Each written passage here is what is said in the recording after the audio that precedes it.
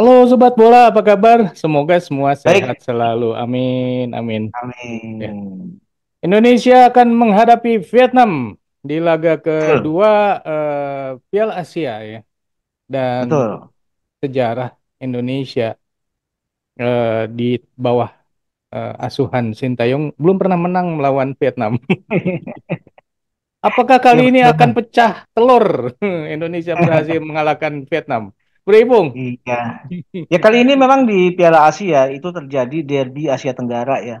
Derby Mhm, Asia Tenggara di grup D antara Indonesia melawan Vietnam yang keduanya di pertandingan pertama gagal meraih angka dan keduanya pun kalah dengan agregat 2 gol. Yang 1-4-2 Vietnam, Indonesia 1-3. mhm, Nah, tentu ini kan artinya di pertandingan kali ini di mana kedua tim juga kemungkinan sudah banyak mengetahui sebetulnya kekuatan dari masing-masing tim, mengingat bahwa pertandingan-pertandingan di AFF di Asia Tenggara mereka juga pernah ketemu dan ini juga akan menjadi bumbu penyedap mengenai rivalitas belakangan antara Indonesia dengan Vietnam yang kian memanas gitu loh, Bro.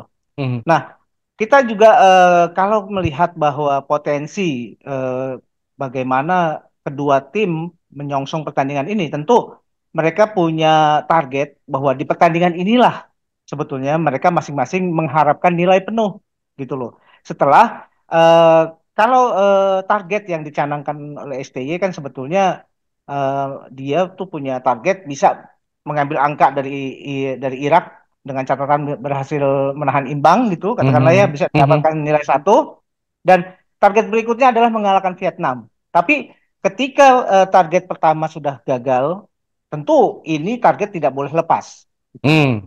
Artinya tidak boleh seri, harus menang. Apalagi kalah ya, ini harus menang gitu loh. Ya, Nah, ya. dengan jaminan dengan demikian kalau misalkan Indonesia katakanlah bisa mengalahkan Vietnam, asa atau harapan Indonesia untuk bisa tampil ke fase berikutnya itu masih terbuka melalui jalur tiga empat peringkat ketiga terbaik gitu loh. Ya. Dan ini sangat memungkinkan mengingat bahwa di grup-grup lain juga ketika Malaysia kalah melawan kalau nggak salah Jordania ya Mhm, 4-0. Kemudian di pertandingan berikutnya juga dia melawan yang sama-sama kuat, bahkan mungkin lebih kuat ketimbang Jordania yaitu Bahrain. mhm. Ini kan ada kemungkinan bahwa Malaysia juga agak sulit untuk bisa mengambil angka. Artinya di sini bisa kelihatan bahwa kalau misalkan terjadi ya katakanlah Malaysia gagal, itu kan sudah membuka juga peluang Indonesia. Katakanlah Mhm. Indonesia bisa menjadi tim ketiga terbaik.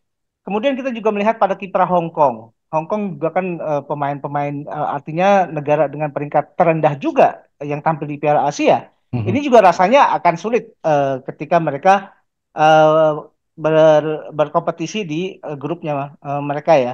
Nah, Mhm. untuk itulah makanya ketika Indonesia dihadapkan pada derby yang kali ini, ya, derby Asia Tenggara melawan Vietnam, tidak ada kata lain kita harus bisa menang. Gitu loh, Bro. Ya. Ini seperti ada jatah buat Asia Tenggara lagi, tapi ya belum tentu juga bisa diambil karena tergantung dari peringkat ketiga dari grup-grup yang lain ya. Betul, betul. Nah, ini kalau misalnya kita melihat dari Mm-mm, pertandingan yang kemarin, bagaimana mm-mm. kira-kira Indonesia akan menghadapi Vietnam? Nah, sebetulnya gini, kalau dari pertandingan kemarin kan kita juga melihat bahwa satu ada beberapa hal positif. Saya lihat pada hal-hal yang positifnya dulu nih. Mhm. Hal-hal yang positif yang terlihat bahwa pemain kita lebih organized dan lebih kompak dalam hal ini, gitu Mhm. loh. Artinya pemain juga sudah bisa menerjemahkan dan mengaplikasikan apa yang ingin dituju oleh STY. Orientasi permainan di lapangan juga sudah mulai terlihat. Kemudian dengan tampilnya pemain-pemain muda, kalau nggak salah di pertandingan pertama 8 pemain muda itu di bawah usia 23 tahun gitu loh. Mhm. Ini Mhm. adalah sebuah langkah yang sangat berani dari STY untuk mempercayakan di ajang yang sekelas sepiala Asia melawan Irak berani menurunkan 8 pemain yang usianya di bawah 23 tahun gitu loh. Mhm. Dan Mhm. ini terlihat sekali bahwa pemain Indonesia juga pertama yang kita perhatikan bahwa pemain Indonesia sudah mulai berani untuk mulai katakanlah head to head dengan pemain Irak dan Mhm. dia tidak tidak ini ya tidak takut untuk berbenturan. itu juga pemain Indonesia kelihatan di situ. Mhm. Kemudian organisasi pertahanan juga sudah mulai membaik. Artinya organisasi pertahanan menjadi lebih ini ya, lebih kompak dalam hal ini. Nah, walaupun sebetulnya di situ sisi negatifnya masih ada gap antara lini tengah dengan lini depan, Hmm. dengan lini belakang. Nah, ini meninggalkan ruang sebetulnya. Yang seharusnya gap antara lini tengah dengan lini belakang itu kalau terjadi permainan transisi itu harus diisi dengan cepat oleh pemain-pemain gelandang. Nah, Hmm. ini pemain-pemain gelandang kita yang harusnya bisa lebih sensitif dalam melihat eh, jalannya pertandingan, membaca jalannya pertandingan. Itu yang mungkin kekurangannya di situ yang terlihat Hmm. di tim Indonesia ketika melawan Irak. Hmm. Nah, ini yang harus bisa katakanlah di ini ya, dievaluasi mengenai gap antara lapangan tengah dengan back itu yang harus tetap terisi, harus tetap seimbang gitu loh. Jangan sampai ini meninggalkan ruang yang bisa dieksploitasi oleh pemain-pemain lawan untuk masuk gitu. Kalau pemain-pemain lawan sudah masuk di area antara lini tengah dengan lini belakang, dia hanya tinggal berhadapan dengan back. Ini yang berbahaya, bro. Hmm. Ya, ya. Nah, mengenai pemain sendiri, kira-kira siapa aja yang diturunkan melawan Vietnam?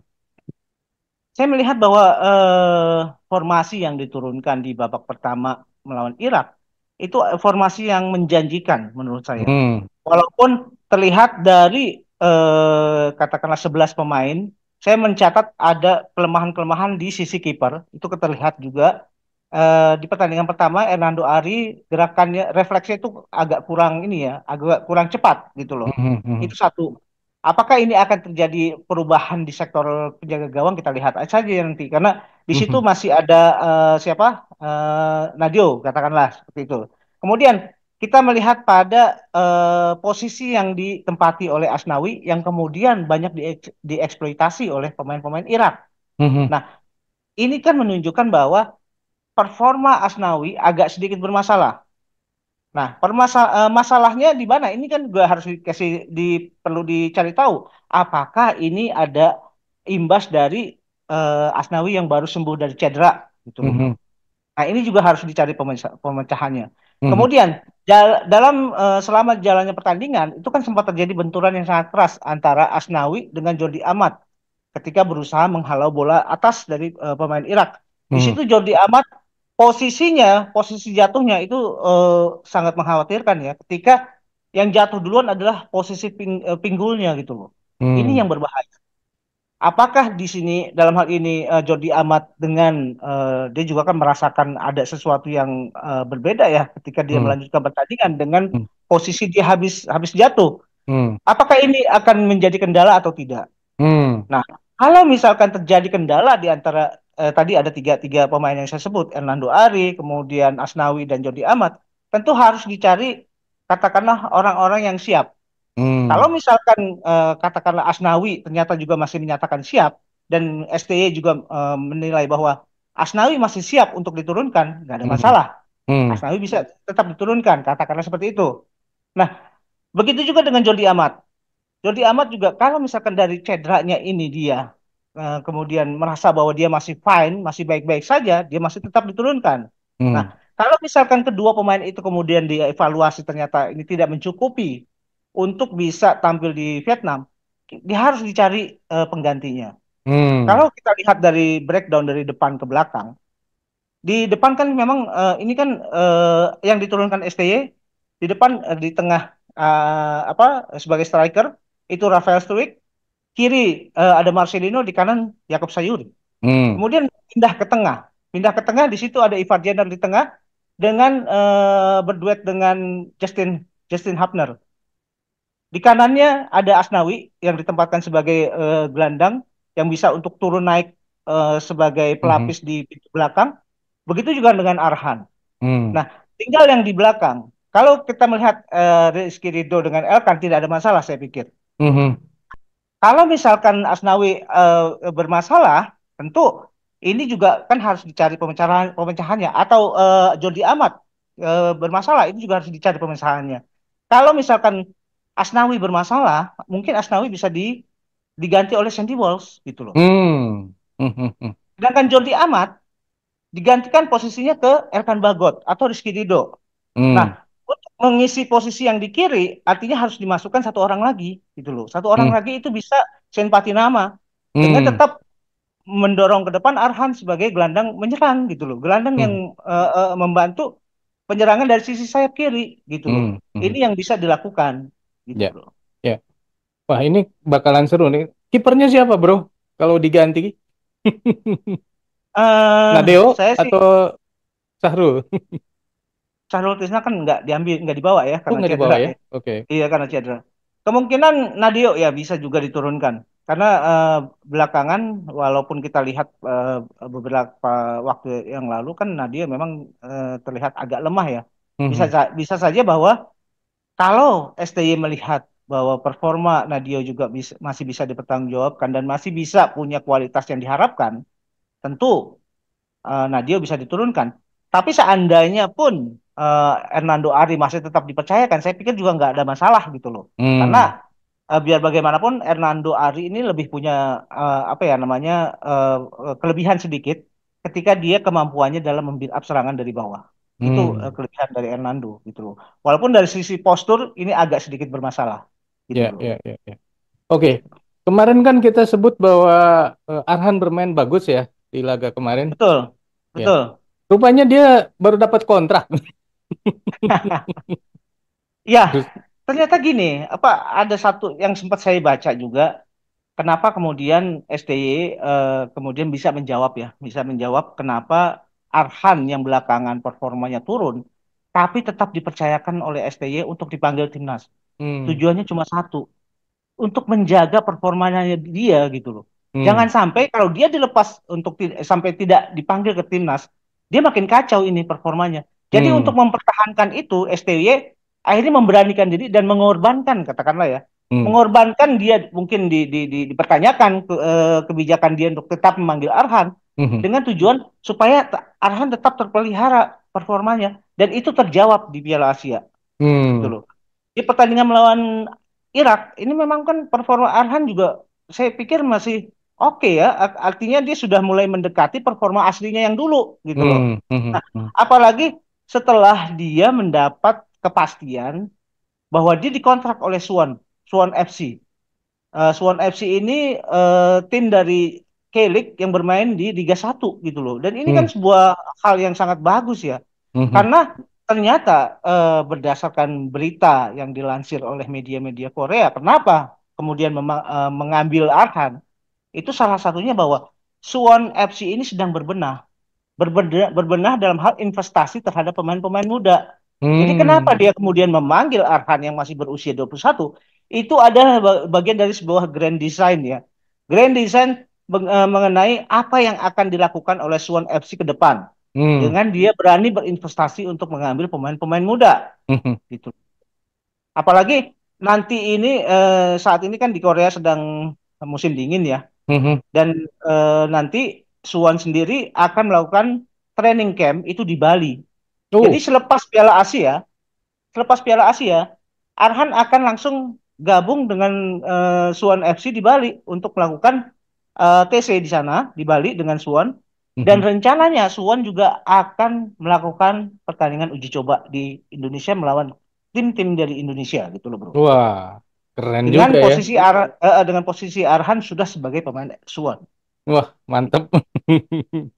Ternyata ya main bagus karena ada penyemangat juga.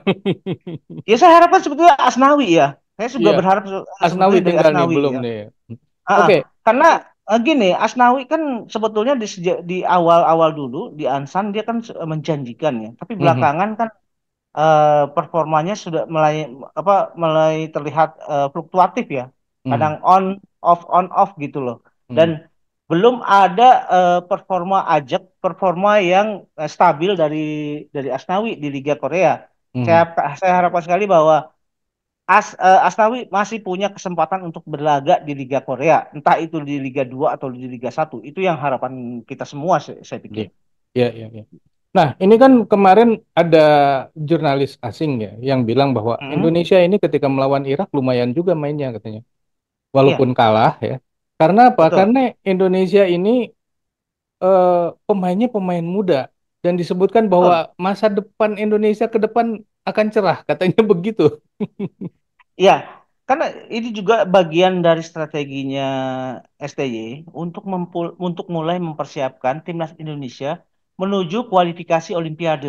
Hmm, Itu yang dituju oleh STY. Kenapa kemudian dia sebagian besar skuad di timnas kita usianya di bawah 23 tahun semua. Rata-rata hmm, seperti itu. Karena hmm, ada harapan bahwa selepas katakanlah Piala Asia, kemudian ada kualifikasi Piala Dunia, nanti ada lagi kualifikasi Olimpiade. Nah, di kualifikasi Olimpiade, mereka-mereka ini yang terlibat di Piala Asia masih bisa bermain. Kita hmm, lihat Ivan Jenner masih usia 19, Marcelino hmm, masih 19, Arhan 21, Rafael 21 gitu loh. Dan hmm. rata-rata pemain-pemain kita nih ya masih hijau gitu loh, Bro. Iya. Tapi dengan diberikan kesempatan bermain di Piala Asia ini justru akan membuat mereka akan cepat berkembang ya, bro. Betul. Karena gini, eh, satu hal yang juga tidak bisa dipungkiri bahwa pengalaman ini suatu hal yang sangat penting. Mhm, Oke, memang pemain Indonesia saat ini pemain-pemain yang masih hijau pengalaman. Bahkan pemain diaspora sekalipun, mereka mhm, adalah pemain yang hijau dari sisi pengalaman. mhm, Bagaimana Justin Hebner, masih usianya juga, Ivar, Rafael Struik. Itu kan pemain-pemain yang masih di bawah 23 tahun dan rata-rata semua juga pemain-pemain yang minim pengalaman. mhm, Nah, mhm, Elkan Bagot pun seperti itu. Itu artinya apa? Mereka dipersiapkan secara mental. Mereka dipersiapkan juga untuk punya pengalaman berkompetisi di sebuah liga yang sangat serius, di sebuah turnamen yang sangat serius. Nah, di sini Piala Asia adalah tempatnya mereka ini digojlok. Ya mhm, syukur-syukur ketika melawan Vietnam kita bisa mendapatkan hasil yang positif dengan mhm, mengambil angka 3. mhm, Tentu harapannya Indonesia akan katakanlah bisa memberikan sesuatu ya, warna yang berbeda bahwa tim yang dengan peringkat FIFA terendah dengan tim dengan pemain-pemain yang sangat-sangat muda itu ternyata bisa melaju ke fase berikutnya itu sesuatu yang luar biasa. ya, Dan ini sebetulnya yang sudah mulai diperhatikan oleh pemain oleh tim-tim dari negara lain. ya, Dan jangan lupa Piala Asia ini juga kan dibidik oleh para talent scouting. ya, Nah, talent scouting ini tentu mereka lagi mencari nih talenta-talenta muda. Pastinya mereka yang mereka cari, yang mereka bidik adalah pemain-pemain muda. mhm, Indonesia ini kesempatan buat pemain kita mhm, untuk bisa menunjukkan kepada para talent scouting bahwa bakat-bakat muda Indonesia ini banyak.